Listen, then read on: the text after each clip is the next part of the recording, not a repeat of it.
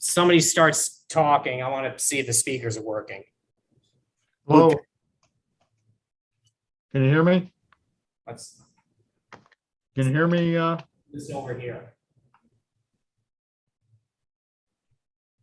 Say something. Hello? 1, 2, 3, testing. Can you hear me? Only through my laptop.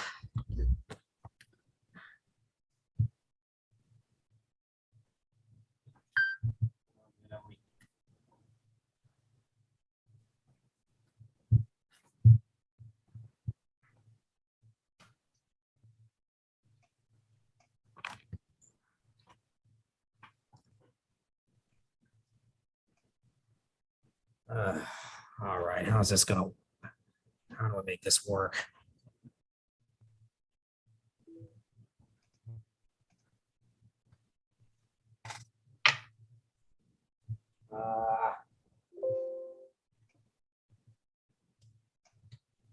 Try it now. Testing. 1, 2, 3, 1, 2, 3. Room speakers still are not working. And I hope well, for some reason, I can't log on to the room's computer.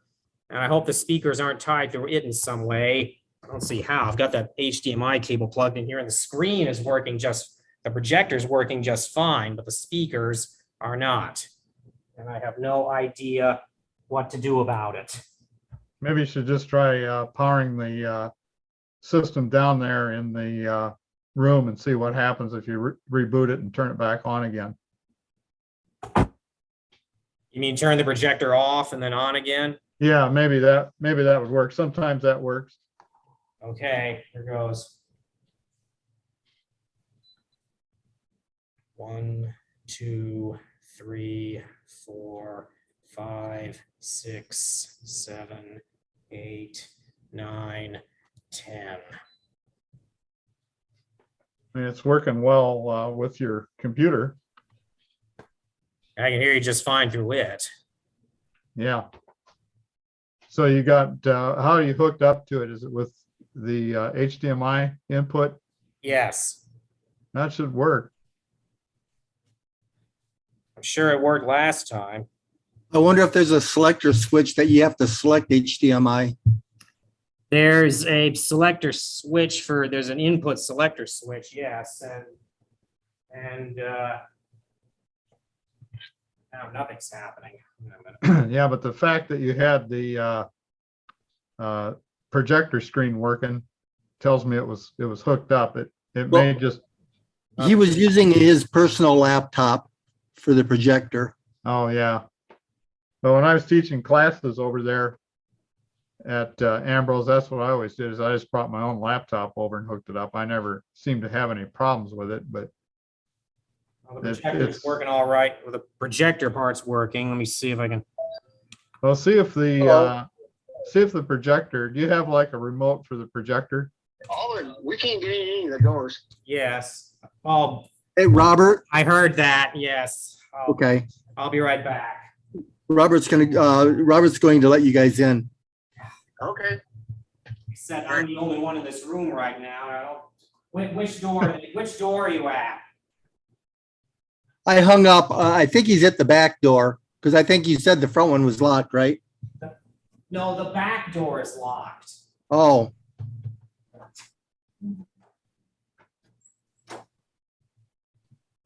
Now, these hybrid meetings are a mixed bag. Sometimes they work really good and sometimes they don't work hardly at all. yeah. Well, they used to have it on a timer for us where it would just unlock it like 6 o'clock and then lock it like 9. Oh, the doors, you mean? Yeah. Yeah. I was referring to the Zoom meetings. Sometimes they work really well and sometimes they don't. I don't know what you do. My problem is I only do it once a month.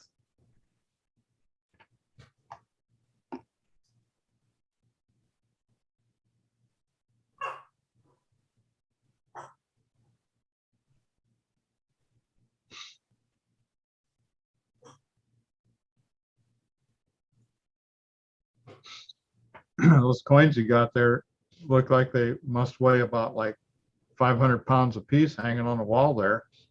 Yeah, that's I'm actually taking that one up to a curator at the Chicago Museum on the 8th of July. How big are those in reality? It's not quite as big as the silver dollar. Oh, yeah. It's a little bit thicker. But it's a pretty special one. So What's it made out of? basically bronze. Yeah. Cool. How many millions are they worth? That one's probably, after I take it up to them to have them do what they need to do to it, it's probably between 6 and 10 grand. Ooh, Preferably There's only those 13 of close them. to the laptop, because right now those are the only speakers Oh, on. okay, I'm gonna sit close then. Okay. Make sure I hear. All right. Who's that? I can't tell from the screen. It's Kerry Tumleson, Jeff. We met. Hey, Kerry. Good to meet you. And thanks for your directions. Yeah, well, thanks for coming. Wish I could be there. My whole reason for staying at home, I can't get into that computer right now, so I sent somebody over there to reboot it. He thinks they might have had a power outage there, and the computer, you know, when the power goes out, the computer doesn't come back on. So, Oh, no problem.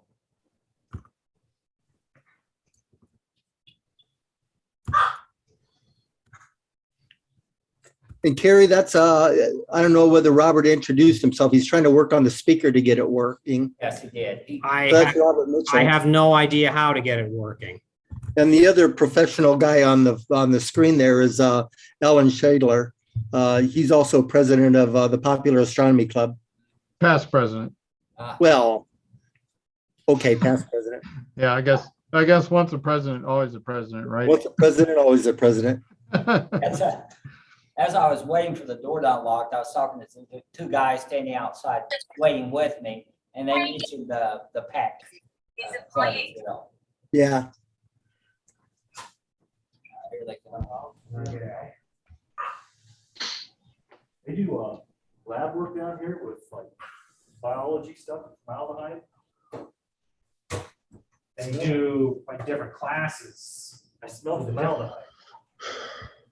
Gentlemen, where it's from. Oh, Who else is that with Byron over there? Oh, that looks like Rusty. Byron and Rusty, yes. Okay. All right, angle the screen so you can see them.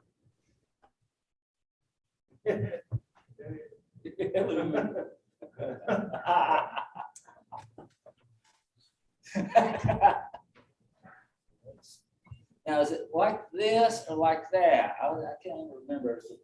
See, I thought the thumb was extended. with, Oh, is it- I don't have that. Yeah, see, it's hard. Mine's crooked. Ah. I can't do the straight one.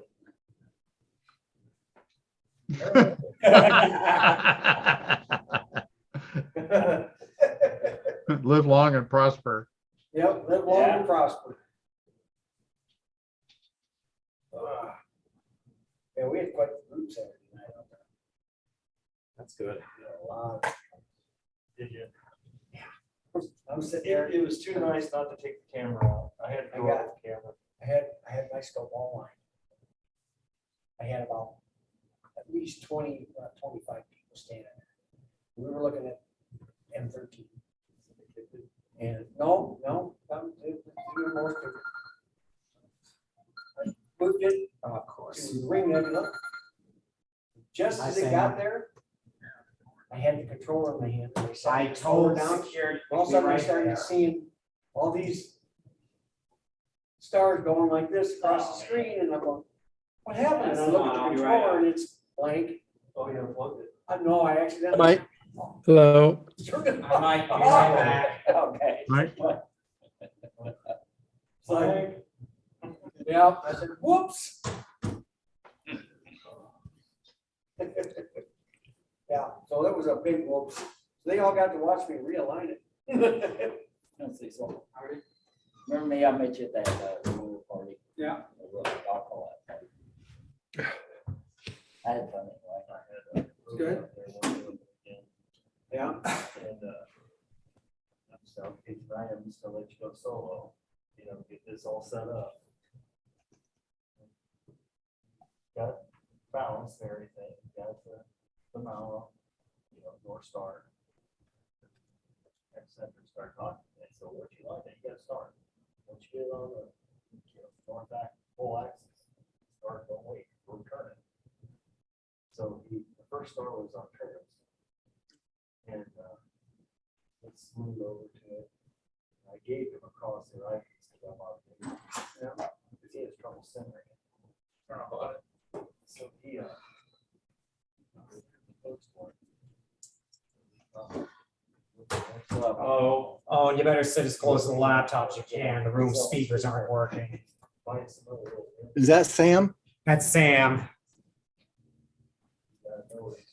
You're not going to go south at the very beginning. Yeah, Thursday night, Al and I were out at the, well, yes, Where's I took that out there. where's Jeff? And- He doesn't trust the internet here. He's gonna operate Wilton from his I house. need to get me a- Is he at home? I was looking at a You at home, 20 Jeff? 20 millimeter Yes. Crosshair, crosshair. that's what I bought. It's got the thread in. You can either use the light or you don't have to. Yeah. The illuminator. But it's very well. Yeah. Seventy, What I seventy use- years silver too. I used So the the 23. these that I speakers know, don't work. And it's got that. I little can't get dark them to green in work. the center Okay. From the, you know, from the. Well, you're connected to the thing like we did the last I time, just right? bring the star Just like up. last time, yes. I just kind of sit But, back and I find the yeah, star the and I speakers bring don't- it to the center of that. I don't think the speakers And then when worked I the put the last time camera we on were it, using the It's speakers almost on. dead center every time. I think it was Jeff's computer, I I've thought. been doing that. That's what, that's what I Yeah, he thought. had, no, he went to borrow a speaker from somebody downstairs, upstairs, I thought. I don't know where he got it. I had it out Friday night, testing it out in the backyard, then I took it out there. Huh. The PhD guiding, it just barely Yeah. goes off that high. I was gonna try setting up a camera instead of using that Almost straight lines. and Yeah, then I was just having trouble, but the guy. use the camera for the room That and night just, out there. you can use your computer Yeah. without Of course, having we to had turn it a around. few clouds that come through. Every time I would be on something, that's what. I'm gonna try that. Anyway, well. It would skip those and also. Yeah, lost the star. Yeah, lost the star. So I finally just, Did you just have an update on yours come up on my, on your page? I don't know. I was out there, because they got Wi-Fi out there, and also came up, upgrade available. And so I went ahead and upgraded it while I was out there. It was pretty different.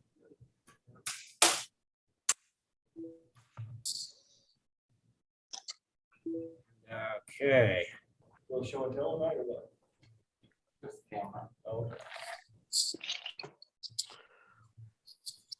I thought about coming up with it.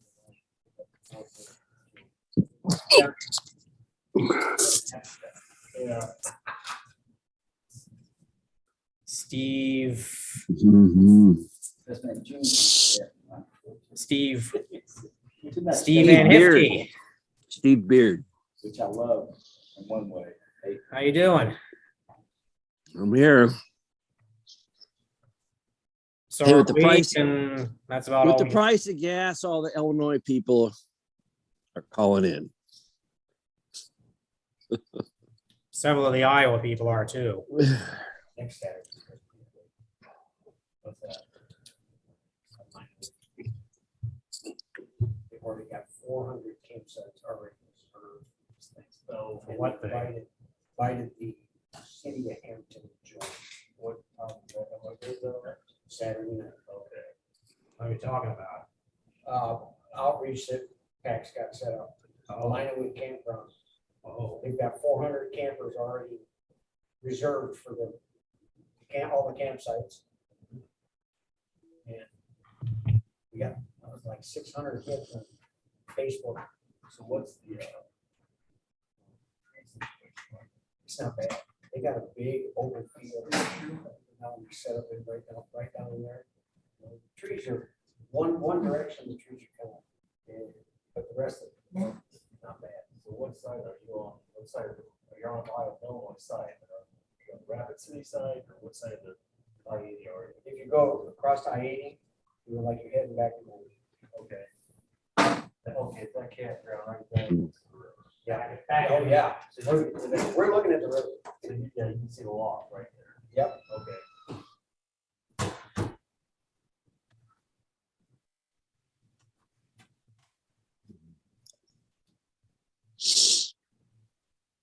I saw that AR1. That's Refractor. I want to get that SkyWatcher, that fancy one we've got. Triplet. Right, called something.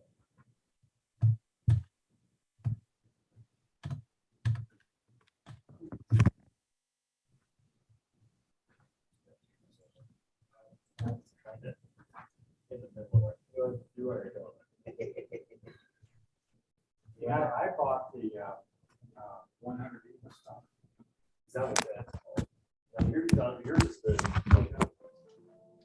Oh, the speakers are working. Speakers are working? It sounds like they are, Oh, good. but not, I don't know. I don't know how that happened. Okay, yeah. The newest one is what I'm looking at. It's got like I believe it's. Let's see, how do I change It's also got a flatter or something. the settings? I've heard that there have been some problems with some of the triplets having coma. Boards. Yeah. And you have to buy the flattener. And the flattener isn't $25. But I did tons and tons and tons and tons of research because I have the SkyWatcher solar question. Okay. And when we were out at Meteor High School, we were looking at the sun. And I was using, I don't know, kind of off 90 mil that I bought for the 20 guide scope. Can't And see. these I thought were pretty good. And there was a flare. And the Must be flare, working. It should be blocking it from what. and the flare looked like it had separated actually from the sun. Oh, really? From what I Yeah. could see. It is working. When you look through Jeff's font, you could see there was a tiny little finger in between the surface of the sun and the flare. So I was out saying, okay, what do I have to do to get a scope that will give me resolution? And, the problem with the solar, besides the fact you can't find the sun, Working, well, is that you have an 11. the room, that's what you're looking at. Well, yes. Oh, And they're I pretty gotta much see if it's not focused or even not. 90 triple Anyway. there that I guess falls we could into that. get started, can we? Yes, yes. When you add everything. The OTA. All right. What do we want? Pounds, Okay, 9.5 let's pounds, call this meeting to order. but you add everything else. To order. All right, so who do we have here? We got Cecil Ward, Rusty Case, Byron Davies, and our Kerry Tumleson, our newest member. Not yet. Not yet, well, we're getting it. We're getting it. And then we have. Terry, you know how hard it was to get in tonight. It's even harder to get out.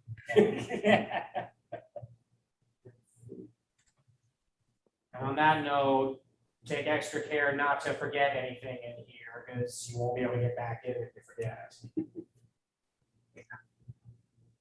And we have Jeff Struve, Al Sheidler, Jim Rutenbeck, Steve VanHyfte, John Baker, Craig Cox. Is that Craig Cox? Yes. Rolando. That's the one and only Craig Cox. Let me check the phone to make sure.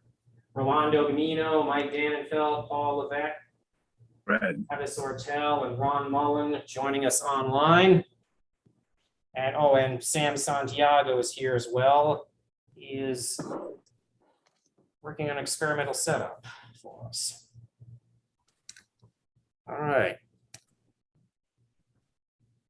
Now, I lost my. You're not in the camera. It's okay. Lost my thing. Okay. All right. So, does everybody have the agenda that I sent out with the email? Yep. Okay. So, is there any questions before we begin with it?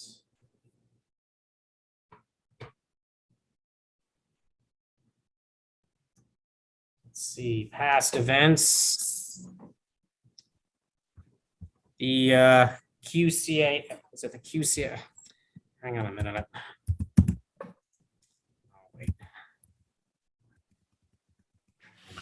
Okay, so the QCAS had a public night on June 4th. Any comments on it? QCAS public night, June 4th. Any comments, any memories? Didn't we cancel it because it was cloudy? Yes. Yes, we did. That explains what that explains why we don't have any memories of it, yes. That's right. No memories of it. Yeah. Oh, okay. Oh. All right. And then PAC had a public night on June 18th. Comments? How that went? It went really well. We had a lot of people there. We had quite a few scopes set up. Yeah, and I had probably 25 to 30 people just around mine most of the night. Up there. We had there was a lot. Yeah, I think Al put out a picture of attendees as well as some photos that someone, maybe he, through the telescope. So it looked like he had a great turnout. Yeah, we did. Yeah, it was good. It was real good. I think we had, what do you think, Rusty? I thought maybe we had close to 50 visitors, maybe. I think we had more than that, 'cause I had at least 25 at my scope. That was. Yeah. I didn't see anybody else, because I had everybody, people back around me. I got a few Your club gets all the clear nights and ours doesn't. We got lucky. It was a perfect night. We couldn't have gotten any nicer. It's just luck. All right.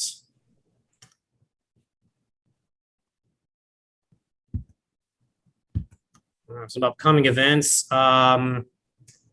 St. Ambrose, we're doing a public night at Menke this coming Saturday. So, well, the temperature's not supposed to be in the upper 90s anymore. Low 90s. Yes. And then our club has a public night on July 9th.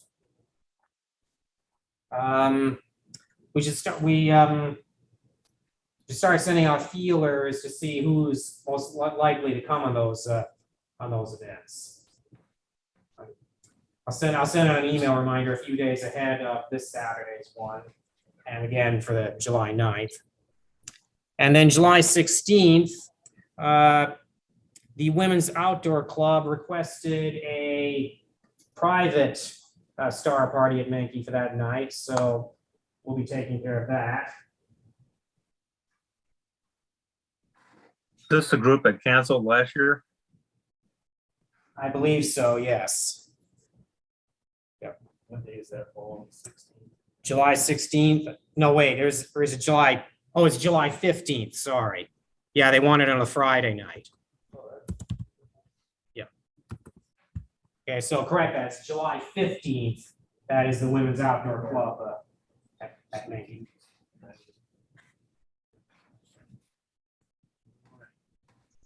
And then July 30th is our club's meteor shower party.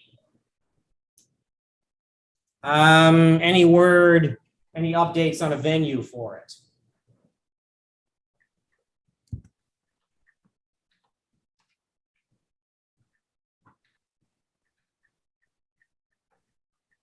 Our meteor shower party, August 11th. July 30th. Oh, Were we thinking about having it at Menke? Well, we discussed that, but I don't think we ever agreed. Needs to be dark. Because I don't think that we came up with a location that we thought would be suitable for parking. And without having to get some type of permissions from police or sheriff or wherever. I mean, if we had as many people as we've had in the past, ain't he big enough, you think? I think it's a parking lot down there. It's fairly. I don't think we'd have the people driving out to Menke that we do in town. But I think we might have more club members. I think we're talking about we're discussing how much publicity we'd have to make for it. And so we're thinking not only publicize the meteor shower party, but the observatory itself. Right. I think when we do that, people need to see the club in their element and not into the sky glowing. Most of the city. Here, Craig. I'll turn it to you. I don't know. Kathleen Goals, hello? Hi, I'm using my computer. Oh, that's Craig. It's Craig once again. It's me. I was having trouble with video or with the audio. I couldn't hear anybody. Oh. So we tried hooking up her laptop and it's working. Okay. My phone is not. Okay. All right. Thank you. Okay, and you're gonna have the weird background that's just fake. Okay. There you are. Thank you, babe. So here's the camera. Okay, all right. So, Excellent. all right, the meteor shower party. I mean, yeah, Menke's certainly a good place to hold it.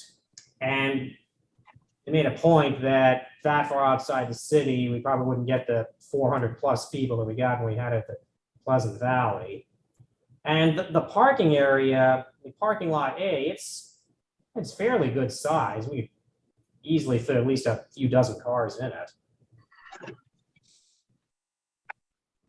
Well, I think the other discussion that we had was this particular year, there's going to be a full moon at the peak of the predicted peak. This meteor shower extends over a week or two period of time. So then it selected a date on much less moon, but was far from the peak. So we said, first of all, we can't have it at the normal high school that we do because the high school teacher is not present. And so we can't have it there. We have to have it somewhere else. We were planning to do it during a time when there probably aren't going to be many meteors anyway. So should we just do this one at Menke and bill it as both a meteor shower as well as a public observing, and then recognize that because of the drive, we wouldn't get as many people, but it's going to be kind of a compromise. Wherever we have it, we may not have too many anyway.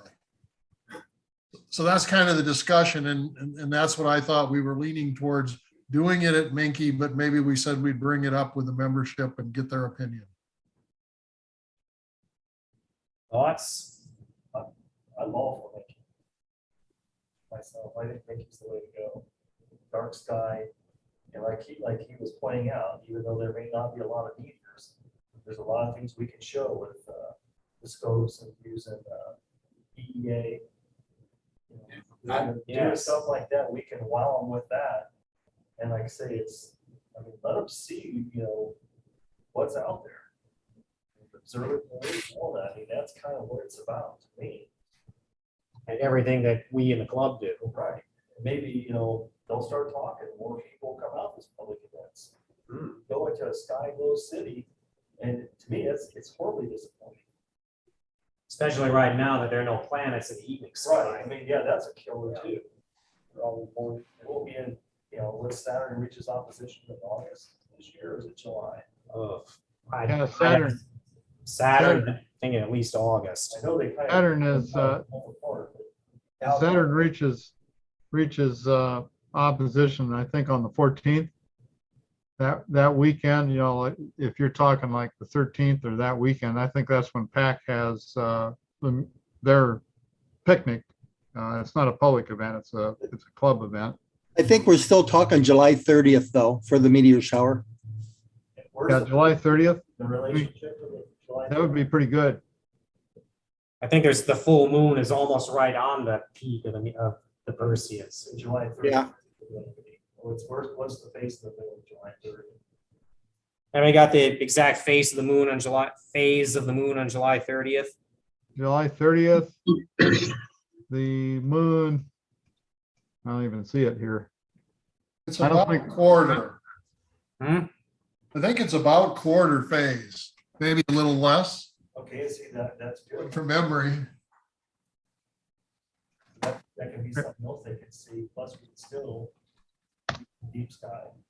Yes. July 30th, it says 5% full waxing crescent, Yeah, it's basically not going to be an issue at all.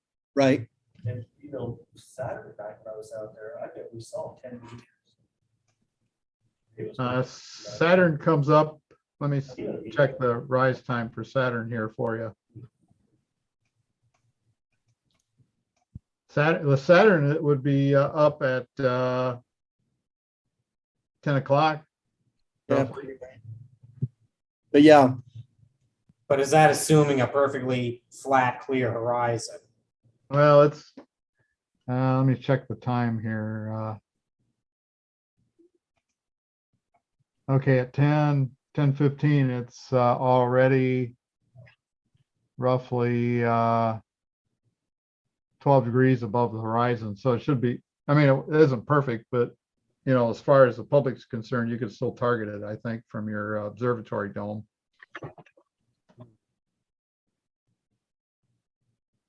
So yeah, you do have to wait, maybe an hour after sunset or so before you could draw a bead on it, but Saturn's there, it's out there.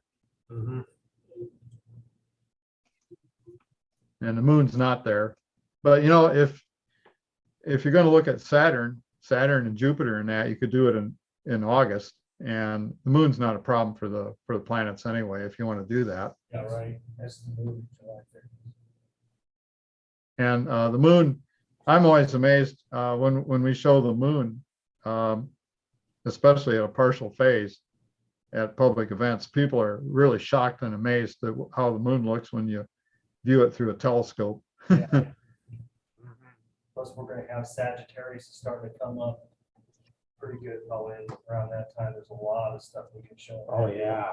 Oh yeah, definitely. With nebula. Yes. There's all kinds of stuff out there.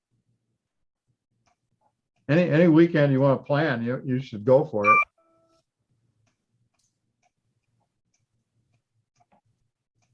But we got at least one yes vote for Menke here. I still like the idea of Menke. Because maybe by then we'll also have the new cement poured.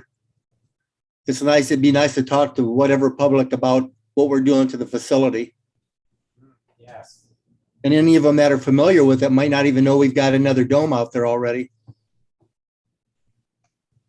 Not to mention if we have Cecil scope up and running and the 20-inch up and running and the 14, we've got some pretty heavy hitting gear out there. Yes.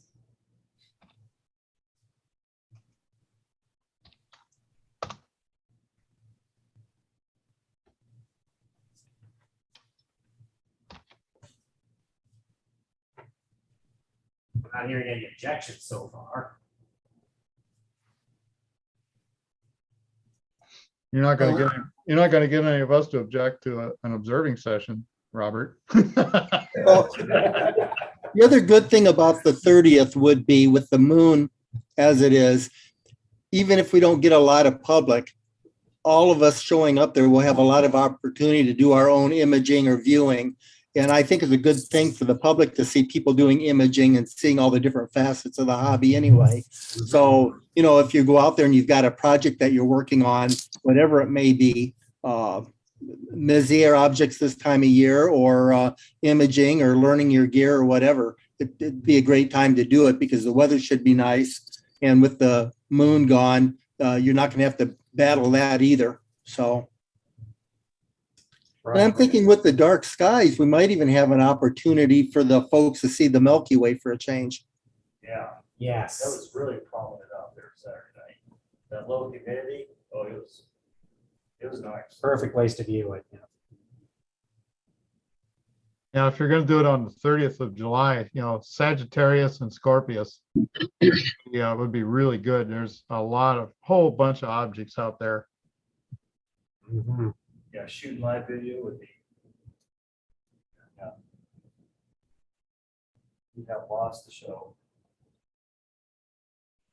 Yeah, if the LeClaire High School was available, you know, there'd be a reason to go there, but you know, we can't do it there. So then it was trying to find where else do we do it? And it was going to be, you know, the uncertainty of a new place. And so that's why I think the board felt that let's just do a star party at Menke and we'll see how much, you know, try to publicize it, see how much people we can get. So I guess we do want to, like Jim is saying, we do want to publicize this thing a lot more than we would normally do it.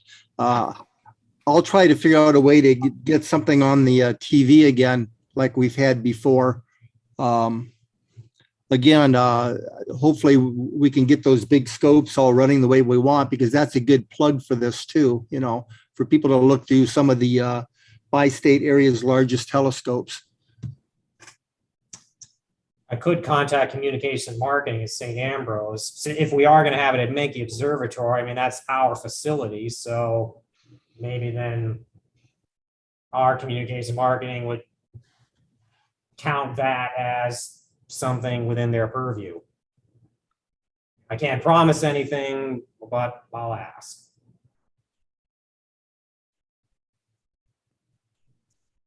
All right. Any further discussion on this?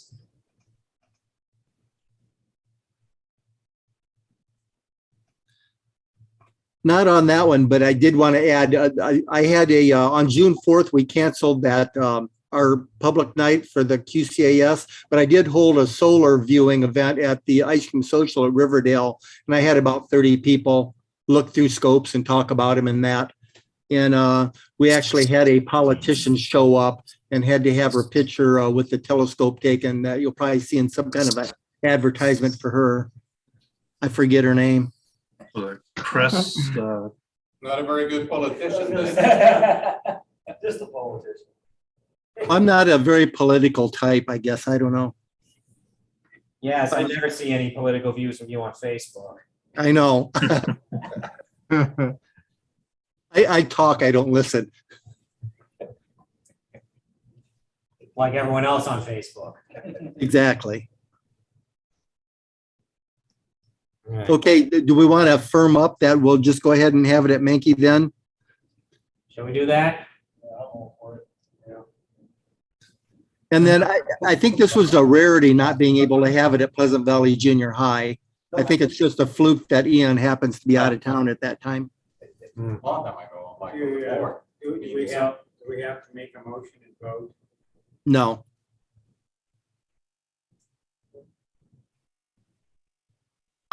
He's past president, he would know. But then again, he's not political, so. Smiles a lot, just like a politician. Yeah. I can smile too. I'll have to come over and kiss all you guys like they. It doesn't work for you. Of course, I'm not a politician, I'm a scientist. That hasn't stopped a lot of scientists in the last couple of years. Don't remind me. Moving on. Okay. Eastern Iowa Star Party. So the consensus there is it's still going to be a low-key affair. So No guest speakers, just us amateur astronomers going out there, doing our thing, shooting the breeze, shooting the bull, Hopefully it doesn't. shooting nebula and star clusters. Astronomy and junk food. We'll still bring in munchies and beverages, and who knows, maybe we'll even do some stew or something, depending on if we get enough help for that kind of thing.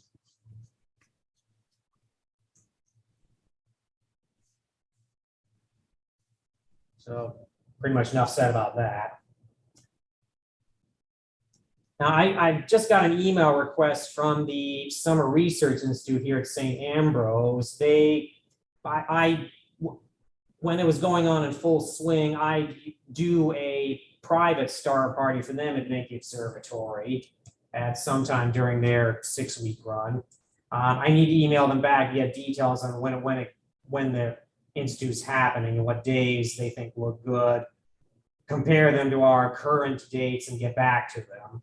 But so honestly, I can't say much more about that right now. I guess until I get some more information from them. When I do, I'll contact at least I'll contact people in the club and see what happens. See, I can sound like a politician too. Well, it is political science. Actually, that research institute is open to political science. The biggest oxymoron in the English language. I said it and I'm glad I said it.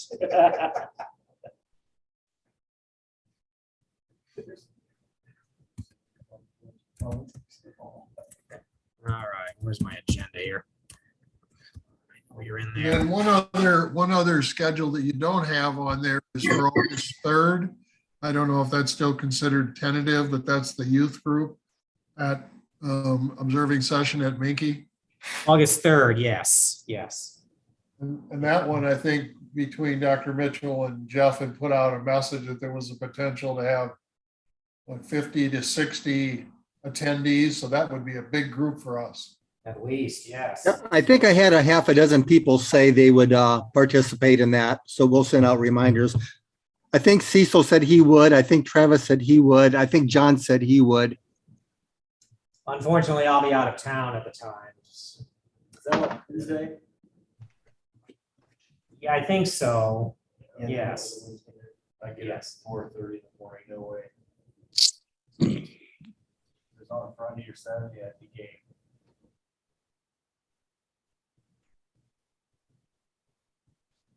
So yes, those involved do need to add August 3rd to their schedules. Also, I'll be sending out more reminders as the time gets near too. Very good. All right, are there any other upcoming events that I I think Mike Dannenfeldt said that he was going to help with that too, because I love the way he gives presentations about the sky and stuff with the laser. So, Mike, are you still in there? I don't see him. He's muted. Oh, okay.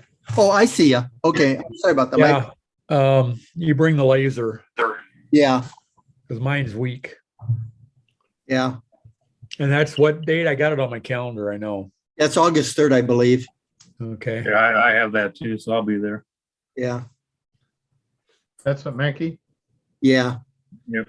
It should be a time? pretty fun time. So, What time you gonna meet up?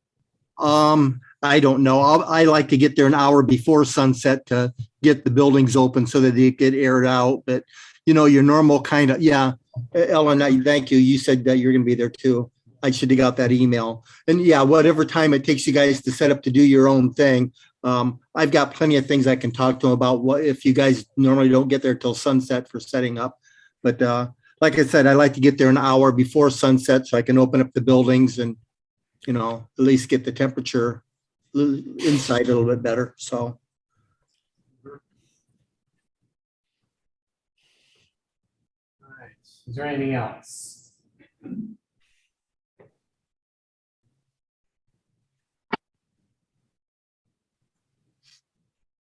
Anybody want some new gear lately? as clear as it's been recently, I'm guessing no.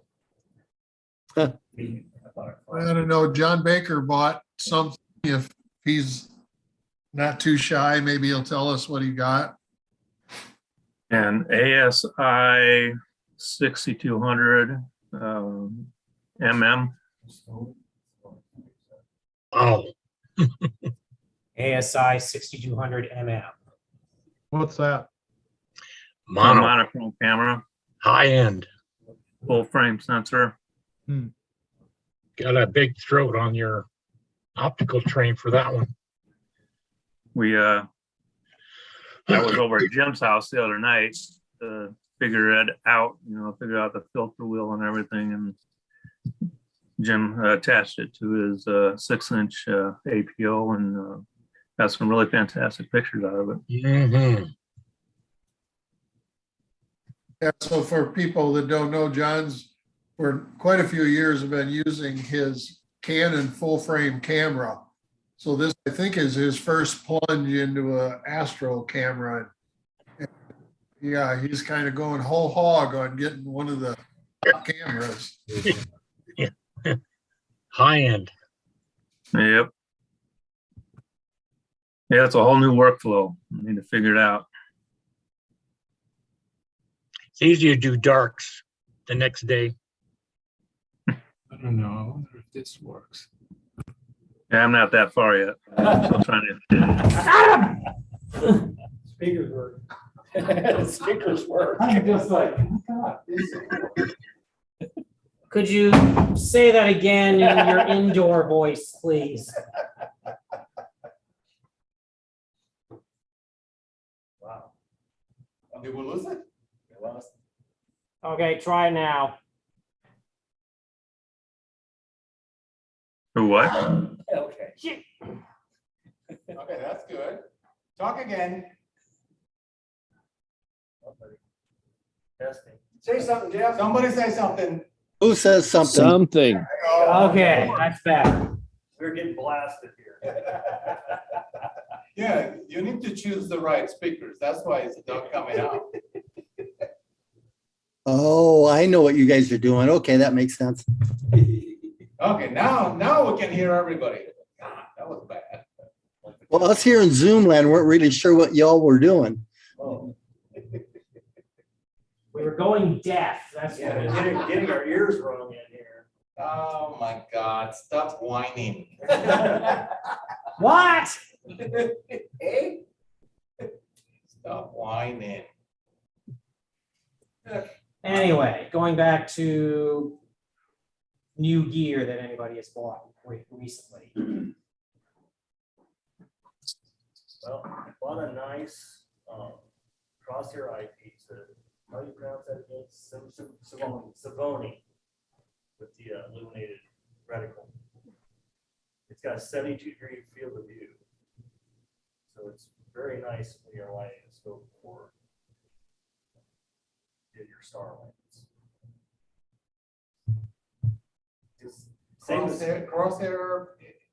Crosshair Eyepiece, yeah, 20 millimeter.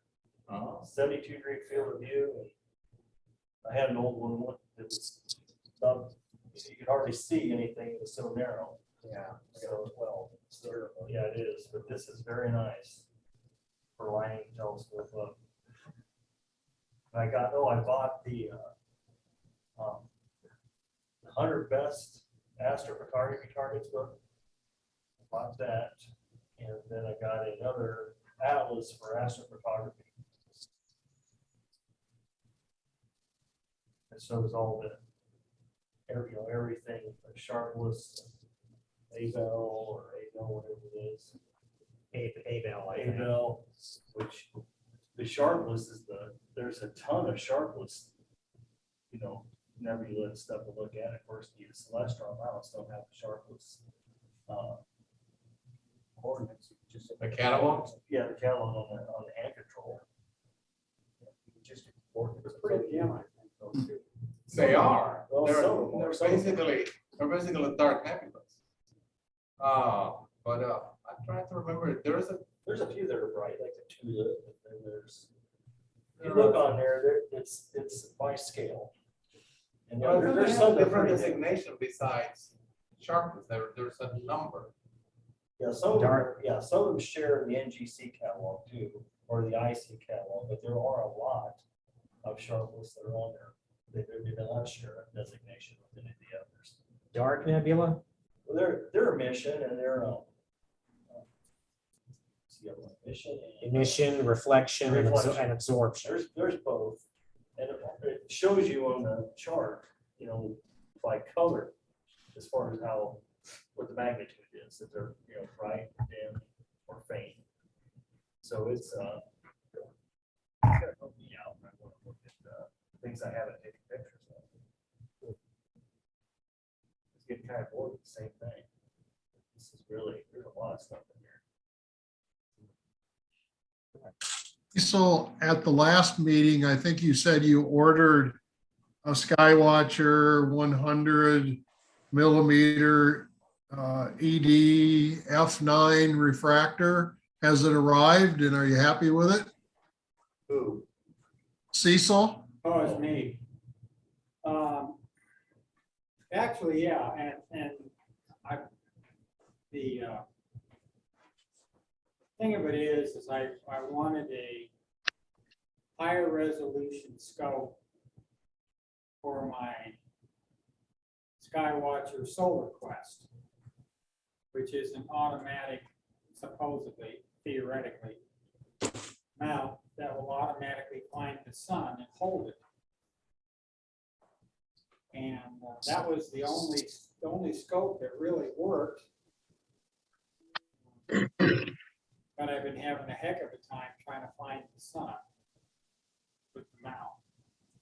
And there's no clutch. So you just have to kind of maneuver things around to try to find it. And I found out that if you were too close to a metal building, my aluminum sided house and garage, that messes up the GPS. So I finally got things worked out, and Saturday is the best day that I've had looking at the sun. Even at F9, it's not a real bright image. I mean, it's not that big fiery red image that you see in, like the 60 millimeter months or whatever, Coronados. But I was able to see a lot of surface stuff and a lot of flares. And it is supposed to be an Apple scope with high resolution, even though it's a doublet. So it's worked out. It's worked out very well. Again, I've had some problems in and out trying to get things to work. But it's surprising. It's worked out real well so far. It hasn't been the scope. It's been that stupid mount. I saw some really nice deep surface detail and a lot of flares. Really nice.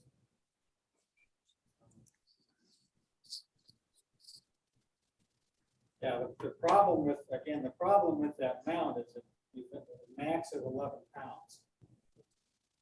So like Jeff's one is too heavy for it. And even if you bought like a 90 millimeter triplet, they're too heavy. 100 millimeter F7s are too heavy. This is the only scope I could find out there that I could actually use on that mount. But kind of going around and around with SkyWatcher customer service. Hopefully I've got it halfway figured out. I did build a somewhat massive, very cheap solar finder scope. So if the sun is outside, because you have a very narrow field with a 40 millimeter Teleview Colossal you've got like 0.44 degrees. The sun is 0.5. So you've got a very small area. One of those soul searchers. Oh, I built. This thing's only about that big. I know, mine's a lot bigger. And the reason I built it bigger, it's like 3 inches by 2 inches, the back screen, is if the sun is over here, the telescope may be pointing over here. So I have to move it by switches, move it up and down, right and left. And so I've got a bigger screen on it so that once I can get it to the edge of that screen, I can then move it to the point where it's supposed to be. So it's kind of big and ugly, but it seems to work. But the scope itself, I mean, I haven't used it for anything else yet. So it's kind of, it's not big and slow, but the weight fits and the image I was surprised, I mean, really, really good. Sounds good. Okay, I'll have to move on here. Does anyone have any gear for they're selling any gear?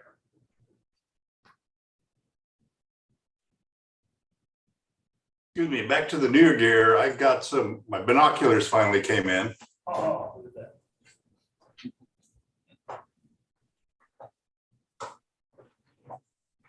Very nice. They're 100 millimeter by 90s. You can choose that to be the main screen so everybody can see it bigger, Robert. How? You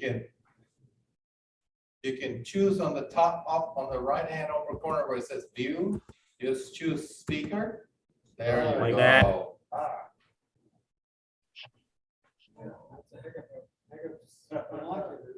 They're pretty nice.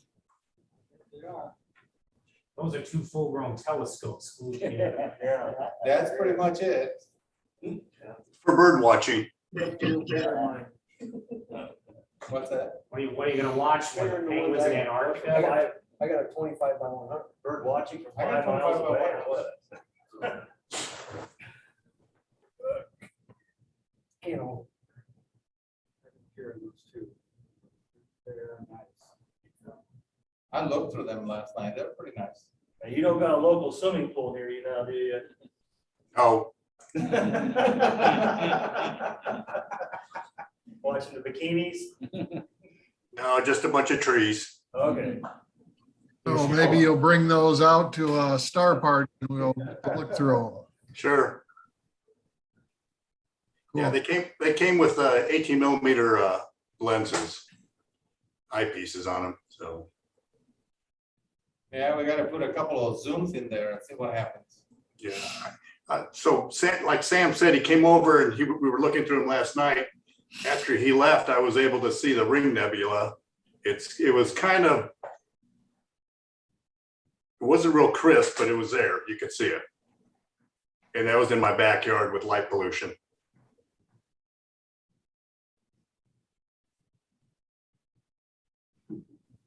So they're for sale. That's the next agenda, right? Yeah. Gear for sale. Yeah, you can buy these if you'd like.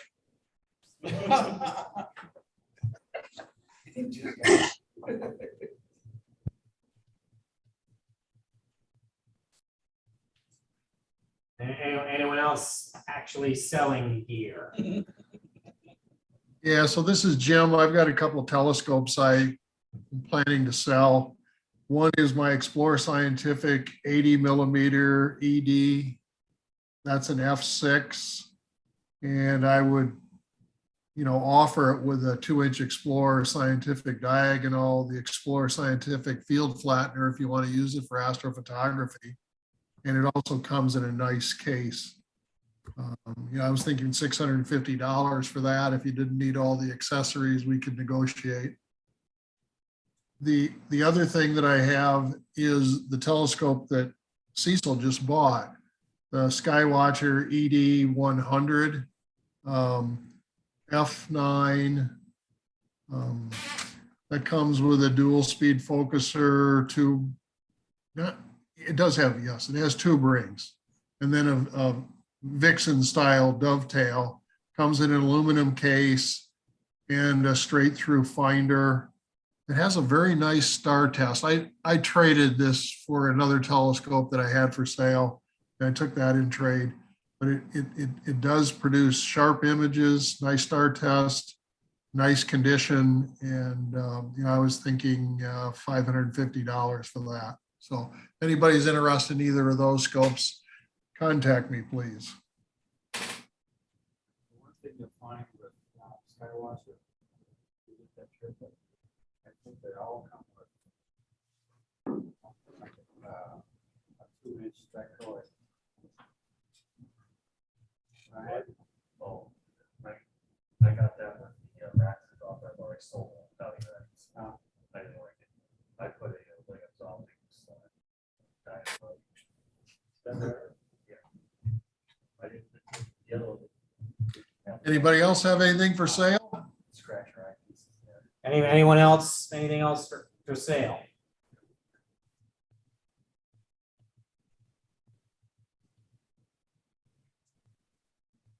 Well, then let's turn it over to Jeff, who's got our presentation for tonight. Okay. Let me see if it'll let me share my screen. Host disabled participant screen sharing. One moment. Yeah, I think once you start sharing, it's going to show. Try now. Okay, let me minimize this guy. Yeah. I've heard that Vader prison is spectacular. I'm assuming y'all can see my screen. Yes. Okay. It is. ET cluster. So, and you can hear me okay? Yes. Okay, so what this is going to be about is, I've been working on the Wilton Observatory, getting it automated, and I finally got remote access, and I think some of you saw some pictures we took being in the observatory, and then we took more remoting in. So tonight I was just going to remote in and show you how it all kind of worked.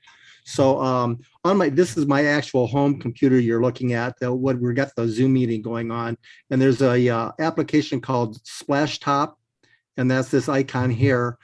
And what that does is that allows me to actually log into the school systems network and connect to the computer that's running the telescope in the observatory. So that's this little icon here.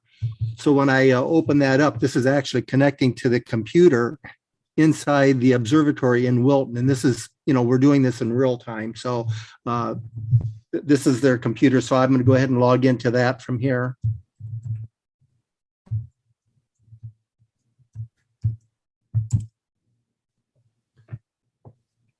And there's 3 of us that have access to this at this point, and it's not really hard to get a personal computer set up to do this, but it's just a matter of permissions thing. So I don't think that they're going to want like 50 or 60 people to have access, but you can kind of see here the boundary, the smaller screen from this corner to this corner. This is actually what the computer is showing now in the observatory over in Wilton.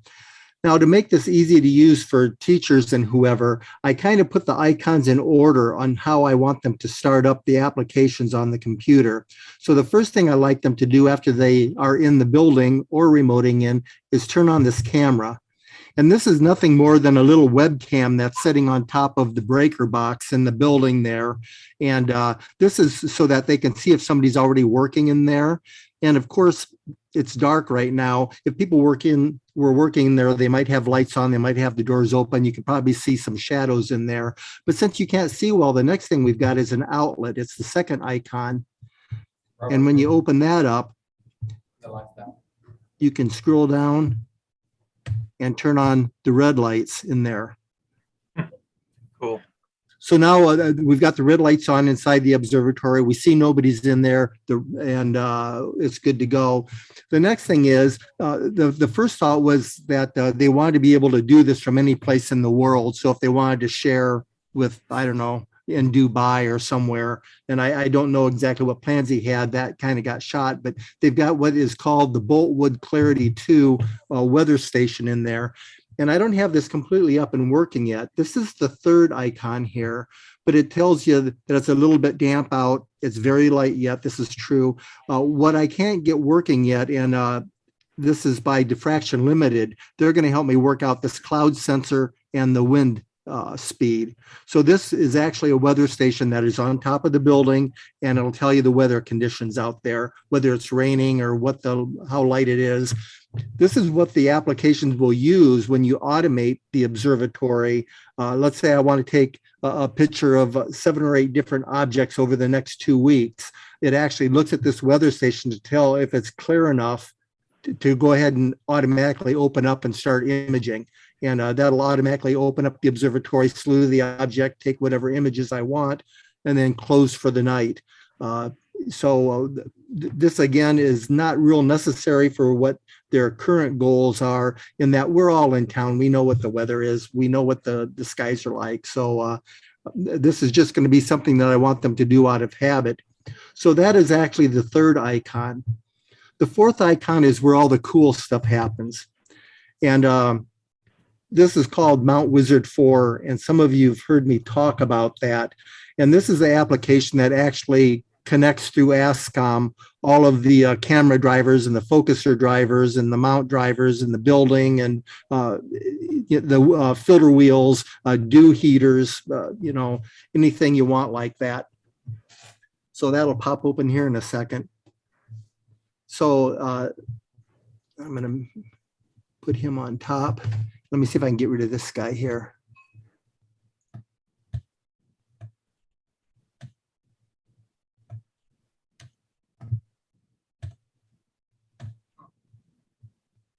Trying to get rid of that little session in progress icon thing.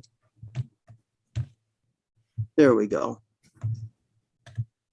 Get rid of that so it's out of our sight. Okay, so anyway, that basically is how the mount's not connected yet. I don't have it turned on. And if you watch down here, when I turn it on, you'll see the light come on the mount. The hand controller is hanging here. So this has got all kinds of good features on it. This is like the online dark sky chart. You can connect it up with that. There's other types of weather and sunset, moonrise, all that kind of good stuff, where you set up your modeling to do your alignments, building the models. This is where you would go to put in your TLE data if you want to track satellites. So there's all kinds of very cool stuff. The settings one is very cool in that this shows you what's connected up to the system right now. So all these, I think it's green, means it's active. So those are actually connected right at this time. So at any rate, what we can do is there's a mount on icon right here, and you can click that and you can watch over here and you can see the mount just came on. And it takes a little bit for the 10 micron to work through its process to get all set up. So at any rate, is there any questions so far on what we've got going on here? No, it looks slick. Yeah, it's very, very, very slick. Fortunately, this is I haven't done anything here that I don't plan on doing with my home observatory, and hopefully, when we get our new roll-off set up and Jim's big refractor in there, we can use the same type of application. This Mount Wizard 4 is a free application. So everything you're seeing in here is pretty much free. So it'd be very neat to be able to run the observatory that way. One thing that did auto open, I didn't talk about yet. Okay, the mount's connected up. You can see the data up here. But the focuser came up. And here's the focuser. Now this will do auto focusing. And I don't have it set up for that yet. I have it set up just to manually run it. And again, when we get to the point where we're programming it to do stuff, it's more important to have it ready. But okay, the mount is running. The next thing I have them open up is Stellarium. Stellarium actually will control the slewing on this. And that's very cool because it's such a simple application to use. And it has a very pretty GUI interface. You see the sky, how it's setting. it's in park position. So there's where the scope's at right now. And you can click on objects and slew through it. We all know that. So I'm going to go ahead and minimize that. So here's the cool thing. And this is a little bit glitzy. Oh, was there a question? Yeah, I have a question. Yeah. So you're using Stellario remotely? Yes. You're not doing visual? So is it really necessary to keep it on night vision, or can we turn off the night vision so that we can see the objects on the stellarium better on the computer? That's a very, very good question. I'm going to turn off the night vision because it's not critical. My assumption is that you need to leave it on night vision because it is on my remote PC here, but it's actually showing up on the other screen as well. So right. Assuming that there's somebody there, maybe, but most of the time you're going to be doing photography, right? So it really doesn't matter if your eyes are conditioned or not, it's because correct. The whole idea of doing it remote is just to take pictures, not to do visual. So correct. On the other hand, the less light in the observatory, the better for taking pictures. Well, but this is on a remote station. It's not inside that. No, it is. Jeff's point is this is also on inside. It's inside the observatory. That yeah. All I'm doing is remoting that computer. All this is showing up on that computer screen. This is not the computer that is on the other room on the school. No. But if you logged in there, it would be there also. There's only one computer that has all the applications on it, and that's the one in the actual observatory. Okay. In the classroom, and what I'm doing now is I'm just remoting into that computer and opening up the applications on that computer. So if you were standing there inside the building next to the telescope, you would see what I'm doing. Okay. Yeah, so it is a good idea to keep it off. You're kind of right though, with an open roof, having the night vision on, or the red light, wherever that is at. Again, I can't even see the little eyeball. I don't even see it on here, so I'm not going to worry about it right now. Okay, no, I just had a question. That's it. Okay. I'm sure you could put a cover over that monitor if you're going to use it remotely. Yeah, except for somebody has to do it, and then yeah, or turn it off even. Well, keep the dust off the screen would be good.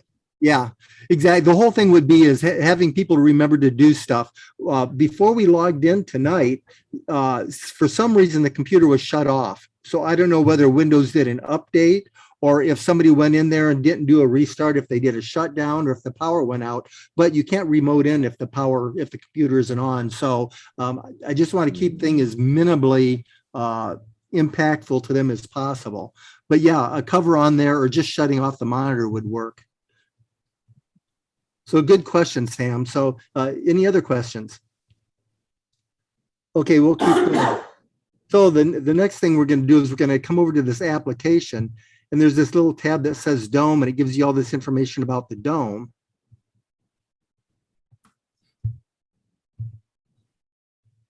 And you can see where it says close and open.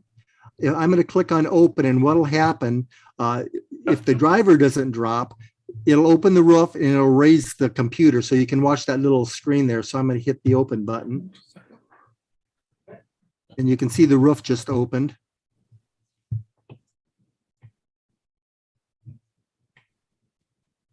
It's opening. Jeff, this is bad to the bone. Yeah, it's very cool, isn't it? What is that makeshift dew shield thing on there? Yeah, that what we're putting on there is we're putting an automated dust cover on there so that I can close that and keep it clean. But the other thing, and then through automation, open it up. And then the other thing we can do then is close that and use the solar scope that's on top of it to image the sun. Right now, the problem is if you point the scope at the sun with it's uncovered, you've got all that big aperture collecting all that sunlight. Watch this.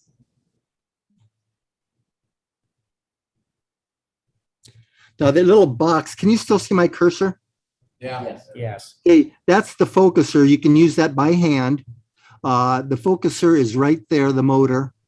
So you can use the push buttons to drive it by hand or by computer. And it's got the little sensor dangling down here for temperature.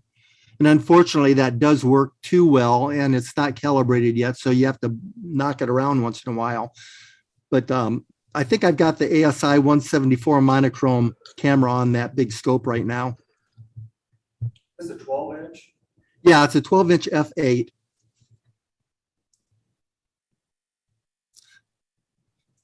So you can tell that it's done when the light turns on, when the button highlights over here.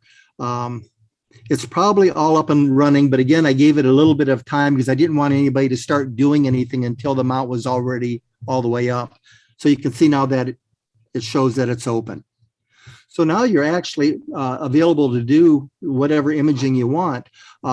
So what we've got going on now is when you turn on the mount, the stuff comes on, it automatically unparks.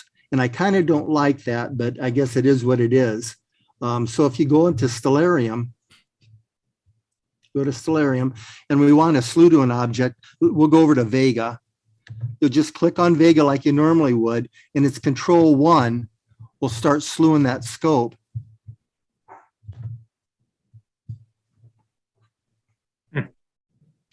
And it does the plate solving and everything. So when it's ready to go, it's right on there. And I don't know, I think it still might be too bright out to see Vega, but I like using fire capture for the software for imaging. The reason I kind of like it, it does a lot of different cameras, but it's so simple to use that it's easy to teach teachers. I would bet that's Vega right there. So here's the focuser. I'm going to turn that on.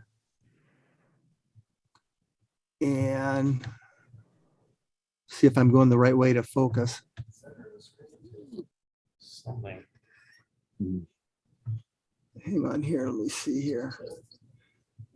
Whatever it is, I think it's getting worse. Oh, yeah, now it's, yeah.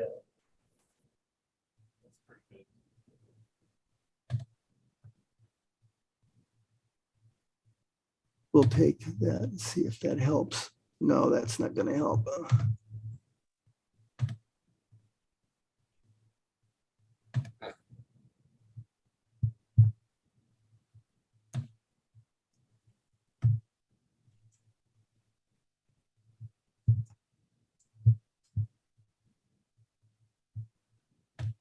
It's a big blob right now.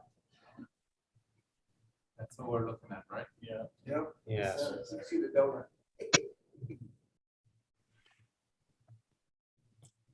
I can't tell if it's getting better or worse. They've got a little focus tool here. I haven't seen the focus change yet. Maybe that's a warp in the screen. I just wonder if it's It's changing, it got bigger. They get bigger? Going the wrong way. 300 milliseconds.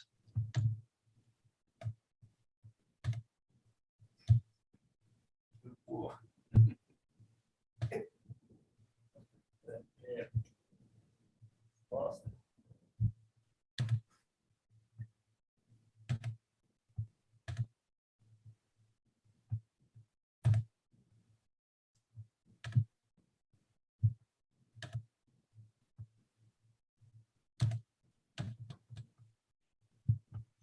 That's good. There we go. Okay, now let's see what we got going on here. That looks like it's working better. Yeah, now it's focused. What are those red lines? Okay, so I haven't used this very much in fire capture, but you try to get the lines above the sky, above this object, and the higher above you get, the better in focus you are. So that's just showing how far out of focus it is. I might have to turn it off and turn it back on, but it's not perfect. A lot of subspace interference tonight too. Okay, there you go. So now you can see where it's at there. It's just so bright out yet that it's making it finicky. When it's dark enough out, you can tell really well because it goes like 2 or 3 bars above to a whole bunch below. Still focus. If you grab a star, it's pretty easy to focus. You're getting So does it stop when it gets to what it considers? It will when I get it set up for autofocus. Okay. But right now, no. The autofocus, I want to make sure that I get an application I like, and that's going to be on the imaging package. I don't know if Fire Capture will run the autofocus or not. So I just haven't messed with that yet. So it might end up being Sharp Cap. We might end up getting Maxim put on this computer. But at any rate, you know, that's basically focusing on the thing, and you run your images. I don't know how many of you actually use Fire Capture, but it's really a real simple, easy to use application. There's all kinds of different features on it, doing time lapse, you know, you setting what folders you want stuff in, all that kind of stuff. What I did the other night, I put on a reticle and I centered the star Vega and I let it set there for an hour, and I just imaged, and in 1 hour it moved halfway over. Wow. And this is unguided. So I'm looking at on this probably about 15 minutes to 20 minute unguided sub, so that's not half bad. So I don't know, we don't have any moon out or anything to focus at during the day, but yeah, if it was dark enough, we could actually do some imaging out here. So is there any other questions that any of you have, or ideas or anything? You know, if the dome is open in the place where it needs to be the right direction. Yeah. So Jeff, Yeah. now how does that thing maintain on a pier like that polar alignment? Because It's you got been that- perfect since we've done it. Well, you got that wobble though. How do you, because, you know, you look through your polar scopes on the German equatorials, I mean, it changes all the time because of that. Like say, I think I think it's just a very expensive pier, because we set it up. There's a calibration process. That's where you do the modeling. And it tells you what direction to turn the knobs. And we had it set for 0 revs, which means it's exactly perfectly set. And about 3 weeks later, after we used it a dozen times, we checked it again and it still said 0. So I mean, there's something in there that it compensates for that change all the time based on the time of the year. I would say no. I would say that the mount is just doesn't wobble. Well, I mean, Are you talking about the pier or are you talking about the mount? I'm talking about when I go out in the field with my German equatorial, Right. I use the polar alignment scope, and I got Cassiopeia and I've got the Big Dipper. Right. And that's always changing through the year based on when Right. it gets dark, because Right. you got that wobble off that center point. So if you're doing that with something on a pier, how do you set that up where you don't have to constantly change that to do your long exposures, because that causes your drag if they're not lined up right? It's not a problem. I don't know what they've got going on in it. I got the feeling that when you have to set up the mount all the time, it will always change. But when you have a fixed mount like this, once you find that axis, it's just fixed. It doesn't move, doesn't wobble. So when we did this modeling, it used 91 stars. So that's a 91 star alignment. Once you find that axis, it will not wobble. So Byron, maybe what you're thinking about is that as the hours in the night progress or the season progresses, the position of the pole star rotates around the north polar axis. That's right. North polar axis stays in the same point. Yeah. Fine. And the mount is on the polar axis. It's not on the star. Right. Right. And the polar axis is fixed. once you find that polar axis, it doesn't move. Unless you wait 26,000 years, then it will probably do a little bit of a precession. But I don't think you're gonna wanna sit there for that long. No, I didn't realize it would stay on that one point all the time. I thought. I'm pretty sure it changes, but it's almost, It's minor, you won't be able to tell. just a minute amount. Okay. Unless we had a severe earthquake there, I probably wouldn't. Yeah, or if your magnetic poles are rotating or moving or something. Now, everybody that has a 10 micron mount, I don't know anybody that doesn't check it seasonally.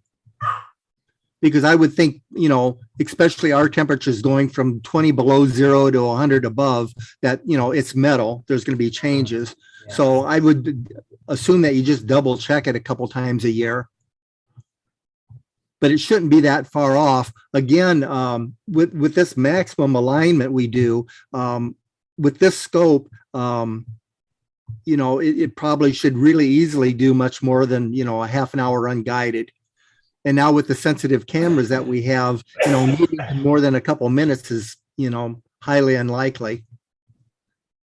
But yeah, I was thinking, I guess my mind was worrying about this mount going up and down, the pier raising up and down. How is that going to hold? So that's kind of where I thought you were going with that, Byron. That's So what I thought it was talking about. Well, no, I would say in general, when that thing's up and, you know, from my experience of setting up and having to adjust it, you know, every time differently because the seasons change, the constellations change, you know, for that wobble off the north galactic or axis, whatever that is, you know, that Polaris is the loops around that a little bit, not much. Yeah, Polaris loops. Yeah, and I was just wondering if you ever had to compensate for that, or is it so minor it doesn't matter?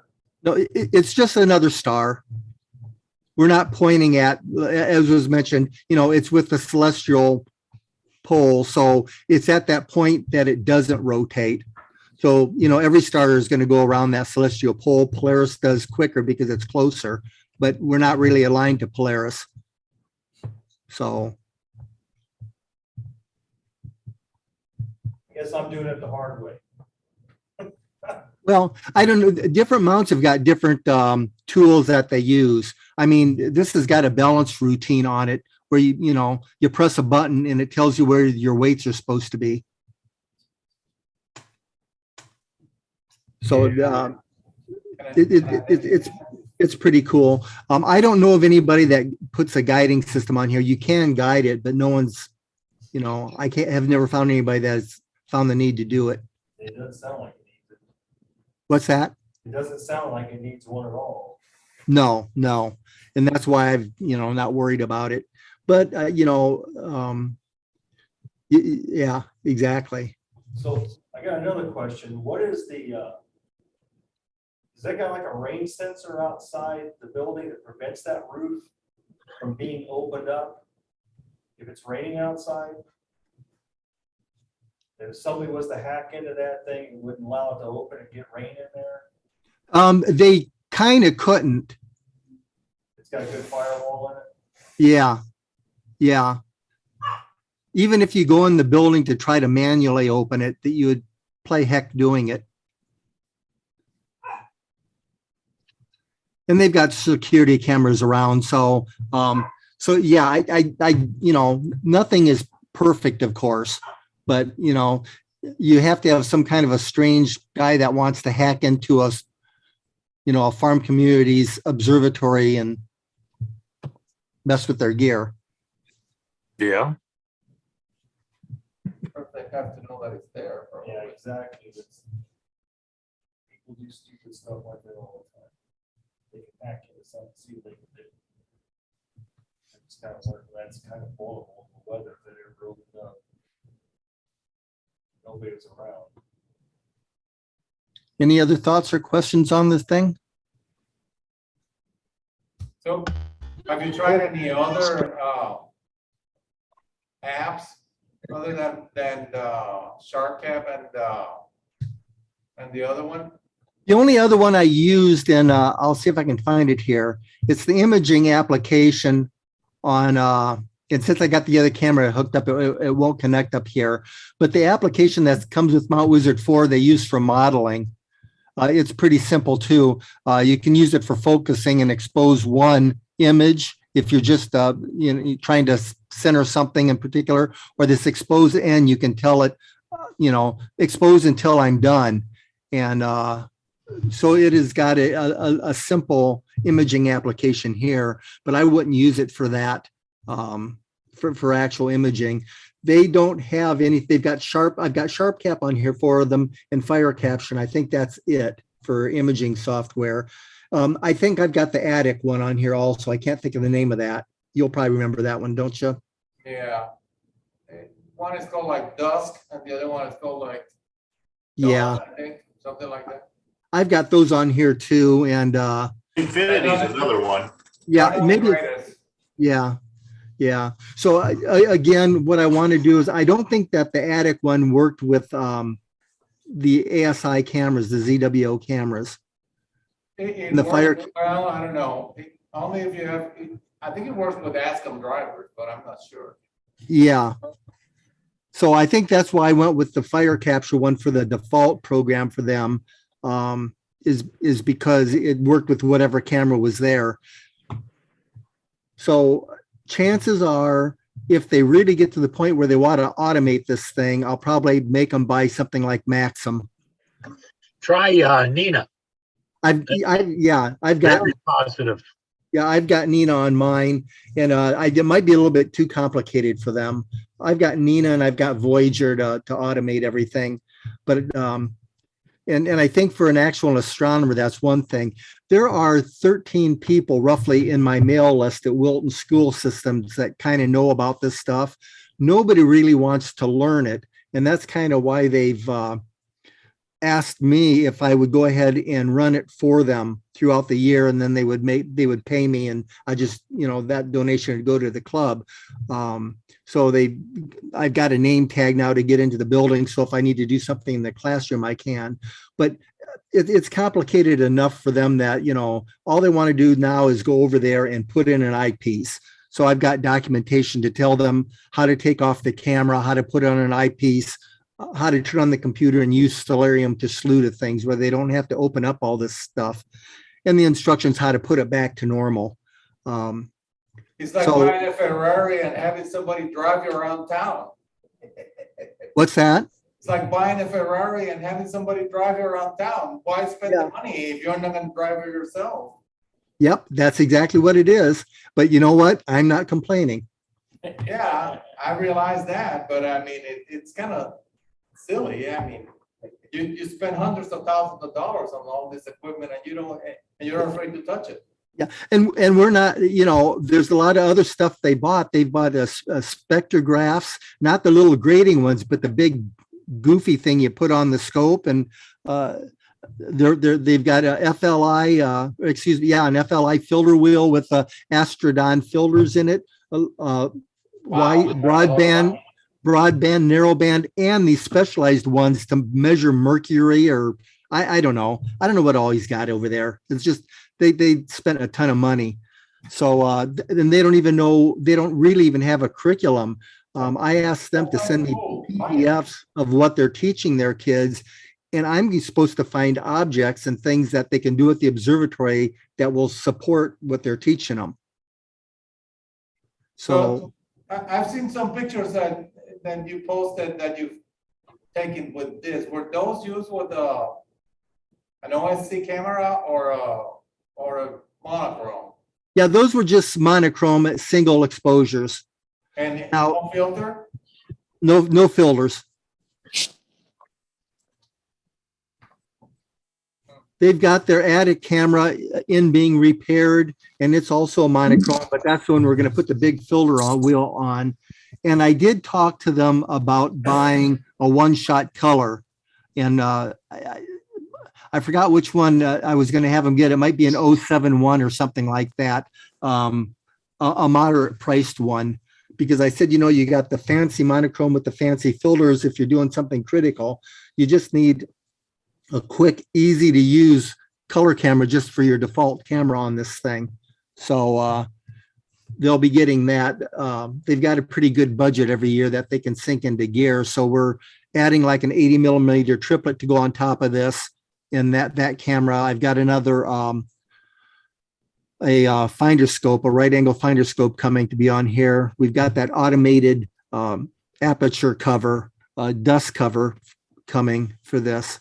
After that automated stuff comes in, then you can see it's a real mess with all the wires hanging down. After we get the little cover to cover the scope and the dew control on there, I'll do some wire management, cable management, and fix some of this stuff up. It would be nice if they had like a camera that they could do some EAA in there. Yeah, well, it actually will, depending on the camera. You know, this 174 will do EAA pretty well. We set it up and we're looking at the moon, of course, is an easy one, but we had an M51 looking great in here. The Ring Nebula, the Dumbbell Nebula, all the bright stuff just, you know, is real nice in here. The camera, the 071 will do all that too and in color. So that you're right. That's kind of a cool thing. And I'm hoping to have that before we have the grand opening where I've got people in the classroom, the big shots, you know, seeing where their money went and being able to see stuff in color and slew around and see it on a dozen. The only reason why I'm saying is like instant gratification in this case, because people that spend money on this that don't have the time to sit there and wait for 1 hour of imaging, right? They would like to see something right away. Yeah, well, the M51 was only like 15 or 20 second exposures. Right, right. So yeah, you know, they won't have to wait too long to see it. If it was darker out, we could probably try to pull something up, but it's just not going to be. So.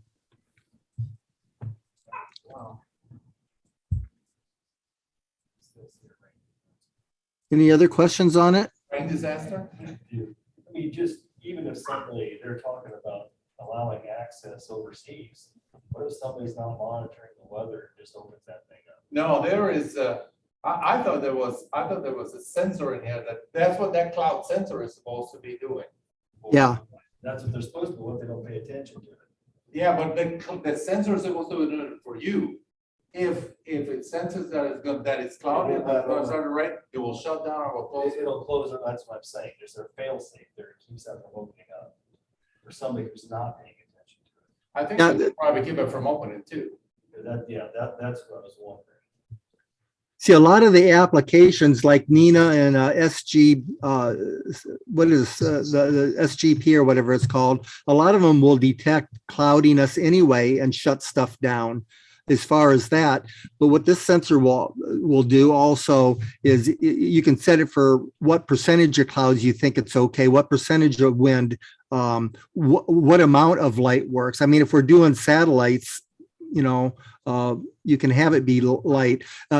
For dew outside, even if you don't have your dew controls on, it'll open and it just absolutely closes down the dome. It shuts everything off, parks everything, and waits for it to clear up, and then it opens up everything again.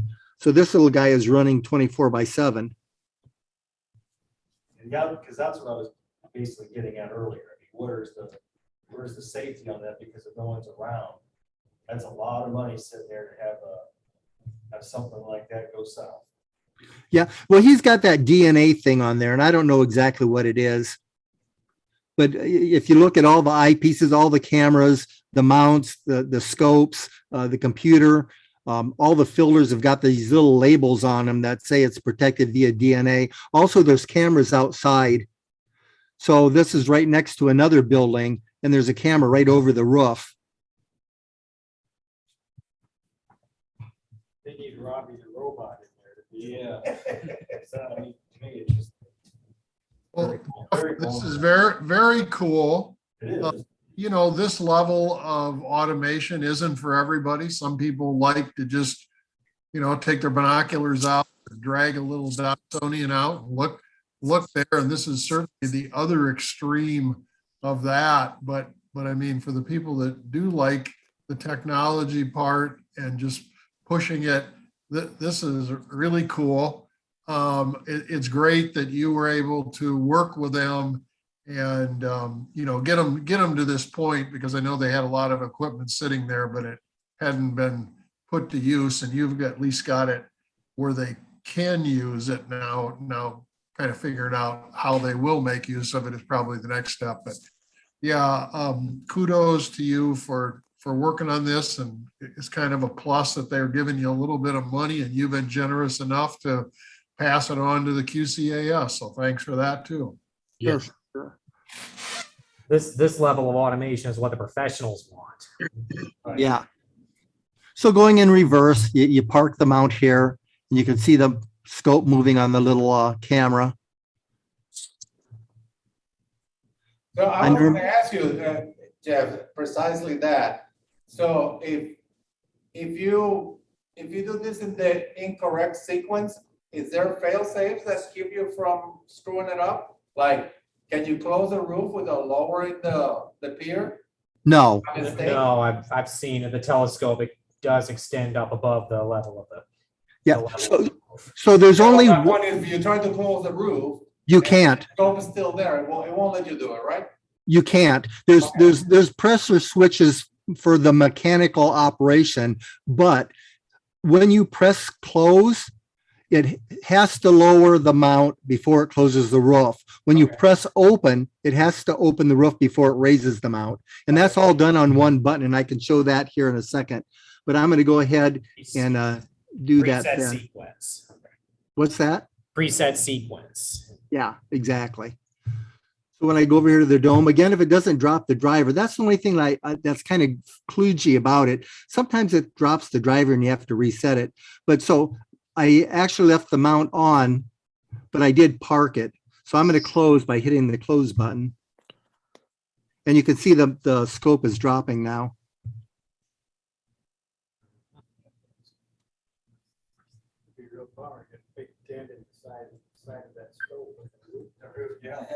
And here's the one pressure switch.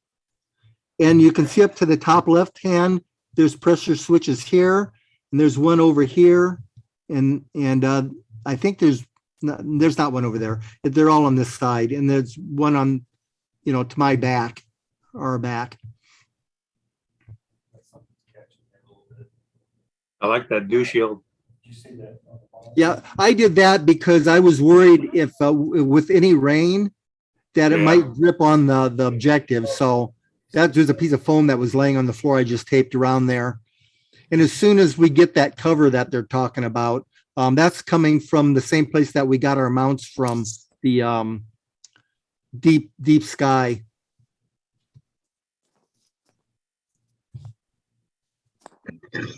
Deep space. Yeah, deep space. Thank you. $150,000 with a telescope for cheap phone. 50-cent phone. So you can see the mount is What on. was it people used to do? They used to use empty 35 empty Kodak film canisters as dust shields in the focuser. Yeah, they did that. I still do that. It's the perfect size. Yeah. Works. Medicine bottles for eyepiece holders. Yeah. I got some of those too. Yeah. Guys, eyepiece holders are expensive. The guy that came around the corner and gave me a whole bunch of them for free. Yes. Yeah, I need someone that says, no, we got so many of them, and he just gave them to me. Hey, Jeff, does that pier have like a manual crank up and down if something were to jam? No. Not that I've seen anyway. Yes. So then it's a matter just, backing out of stuff again.